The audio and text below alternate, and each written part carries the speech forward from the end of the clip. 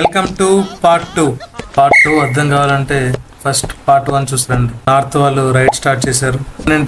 తొందరపాటుతో 3 points ఇచ్చేశారు.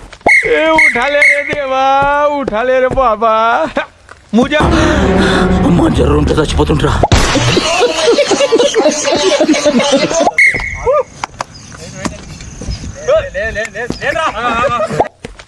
చలో భాయ్ देखो अब मैं क्या करता हूँ. అన్నా నేను పాయింట్ ఎత్తా అని వెళ్ళాడు.